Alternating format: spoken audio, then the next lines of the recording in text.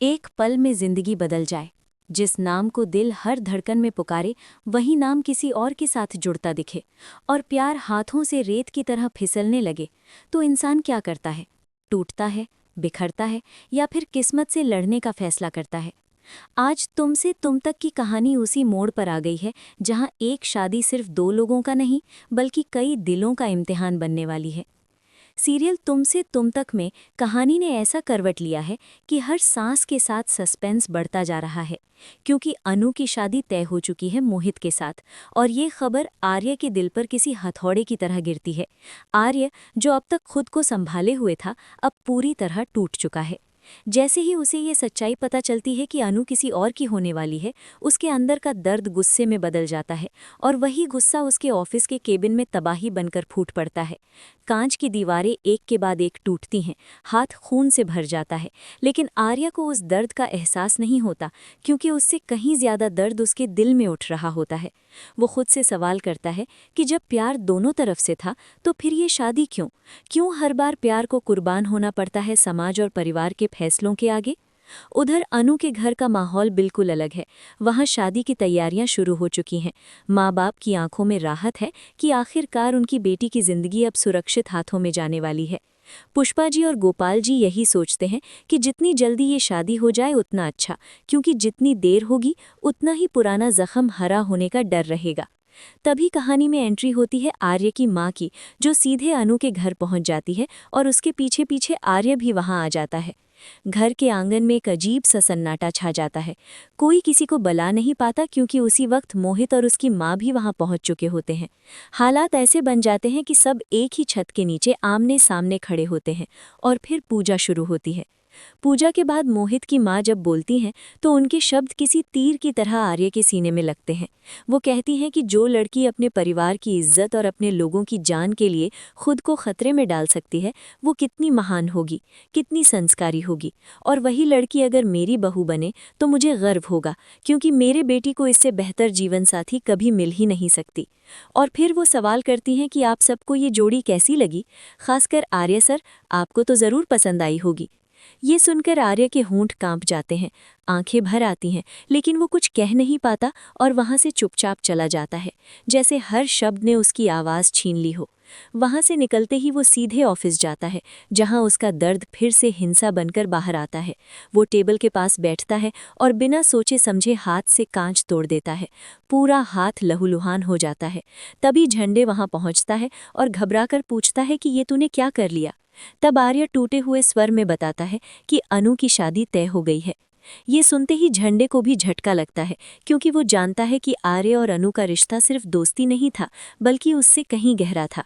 कहानी यहाँ और भी ज्यादा इंटेंस हो जाती है, क्योंकि एक तरफ अनु के माँ बाप हैं जो चाहते हैं कि किसी भी हालत में ये शादी हो जाए ताकि सारी उलझनें खत्म हो, और दूसरी तरफ आर्य है जो ये मानने को तैयार नहीं कि उसका प्यार अधूरा रह जाए। वो खुद से वादा करता है कि वो ये शादी नहीं होने देगा, चाहे इसके लिए उसे पूरी दुनिया से लड़ना पड़े। इस बीच अनु भी अंदर ही अंदर टूट रही होती है। वो अपने माता पिता की खुशी के लिए चुप है, लेकिन उसका दिल हर पल आर्य का नाम लेता है। ये कहानी अब उस मोड़ पर पहुंच चुकी है जहां हर फैसला जिंदगी बदल सकता है।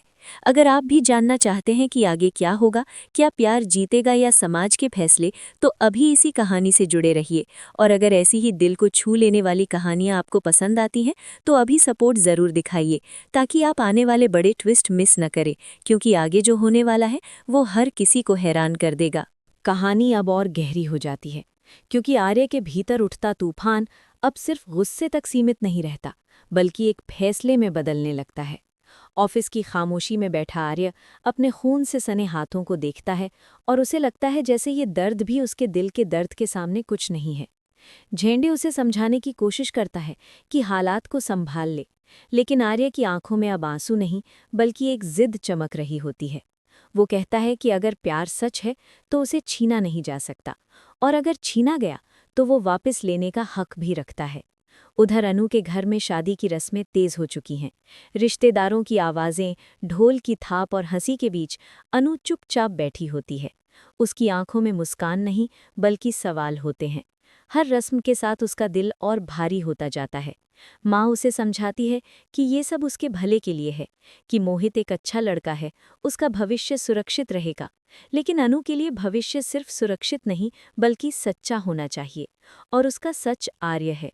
इसी बीच मोहित भी अनु से बात करने की कोशिश करता है। वो उससे पूछता है कि क्या वो खुश है। अनु जवाब नहीं दे पाती, क्योंकि अगर वो सच बोले तो कई जिंदगियां उलझ जाएंगी, और अगर चुप रहे तो उसकी अपनी जिंदगी टूट जाएगी। मोहित की माँ हर रस्म में अपनी पसंद और अधिकार दिखाती है। वो बार बार कहती है कि ऐसी बहू पाकर उनका घर धन्य हो जाएगा, और ये बातें आर्य के कानों तक पहुंचती हैं, जो किसी खबर की तरह नहीं बल्कि जहर की तरह उसके भीतर उतरती हैं। आर्य रात भर सो नहीं पाता। उसे हर पल वही दृश्य दिखता है, जहां अनु किसी और के साथ मंडप में बैठी है। सुबह होते ही वो अपने आप से वादा करता है कि अब देर नहीं करेगा। वो अनु से मिलने की कोशिश करता है, लेकिन हर रास्ता बंद मिलता है। घर के बाहर पहरा बढ़ा दिया जाता है ताकि कोई हंगामा ना हो। इसी बीच गोपाल जी और पुष्पा जी आपस में बात करते हैं कि शादी के बाद सब ठीक हो जाएगा, पुरानी बातें खुद ब खुद खत्म हो जाएंगी। लेकिन उन्हें ये अंदाज़ा नहीं होता कि कुछ रिश्ते शादी से नहीं टूटते बल्कि और मजबूत हो जाते हैं। आर्य अपने अंदर की लड़ाई जीतने लगता है। वो तय करता है कि वो आखिरी पल तक इंतजार करेगा, और अगर तब भी मौका मिला तो वो अपनी मोहब्बत के लिए खड़ा होगा। झंडे उसे चेतावनी देता है कि ये रास्ता आसान नहीं है, बदनामी होगी, रिश्ते टूटेंगे। लेकिन आर्य कहता है कि जिस प्यार ने उसे जीना सिखाया है, उसके बिना जीना भी बदनामी से कम नहीं। उधर अनु भी एक चुपचाप फैसला कर चुकी होती है। वो चाहती है कि अगर किस्मत में आर्य है तो वो आखिरी दम तक उसका इंतजार करेगी, और अगर नहीं तो वो इस दर्द को अपनी किस्मत मान लेगी। शादी की तारीख नज़दीक आती जाती है, और हर गुजरते पल के साथ कहानी का तापमान बढ़ता जाता है। सवाल बस यही है कि क्या आर्य समय रहते पहुंचेगा, या फिर एक और प्रेम कहानी समाज के शोर में दब जाएगी। अगर आप भी इस मोड़ पर आकर बेचैन हो रहे हैं और जानना चाहते हैं कि आगे क्या होने वाला है, तो कहानी से जुड़े रहिए और अपनी राय ज़रूर साझा कीजिए, क्योंकि आपकी एक आवाज़ इस कहानी की धड़कन बढ़ा देती है। अब कहानी पहुंच चुकी है अपने सबसे बड़े इम्तिहान पर, जहां हर घड़ी भारी है और हर सांस फैसला मांग रही है। शादी का दिन आ जाता है। मंडप सजा हुआ है, शहनाइयों की आवाज गूंज रही है। रिश्तेदारों की भीड़ में हर चेहरा खुश दिखने की कोशिश कर रहा है, लेकिन अनु के चेहरे पर एक अजीब सी खामोशी है। उसके हाथों में मेहंदी है, मगर दिल में डर है। आंखें बार बार दरवाजे की तरफ उठ जाती हैं, जैसे किसी का इंतजार हो। मोहित मंडप में बैठा है, वो भी असमंजस में है, क्योंकि उसे कहीं न कहीं महसूस हो रहा है कि अनु का दिल यहाँ नहीं है। उधर आर्य पूरे रास्ते खुद से लड़ता हुआ आगे बढ़ रहा है। उसके दिमाग में एक ही सवाल है कि क्या वो सही कर रहा है या बहुत देर हो चुकी है। लेकिन दिल उसे रोकने नहीं देता, क्योंकि कुछ फैसले दिमाग से नहीं दिल से लिए जाते हैं। जैसे ही पंडित मंत्र पढ़ना शुरू करता है और मोहित सिंदूर उठाने ही वाला होता है, तभी मंडप में हलचल मच जाती है। लोग मुड़कर देखते हैं और उसी पल आर्य वहां पहुंच जाता है। उसकी आंखों में डर नहीं बल्कि सच्चाई होती है। वो सबके सामने खड़ा होकर कहता है कि ये शादी नहीं हो सकती, क्योंकि अनु किसी और की नहीं बल्कि उसकी है। पुष्पा जी और गोपाल जी सन्न रह जाते हैं। मोहित की माँ गुस्से से आग बबूला हो जाती हैं, लेकिन अनु की आंखों से आंसू बह निकलते हैं, जैसे किसी ने उसके दिल का बोझ हल्का कर दिया हो। पंडित रुक जाता है, मंत्र अधूरे रह जाते हैं, और उसी अधूरेपन में आर्या आगे बढ़ता है। वो अनु की मांग में सिंदूर भर देता है। ये पल किसी विस्फोट से कम नहीं होता। रिश्तेदारों में शोर मच जाता है। कोई इसे गलत कहता है, कोई इसे सच्चे प्यार की जीत मानता है।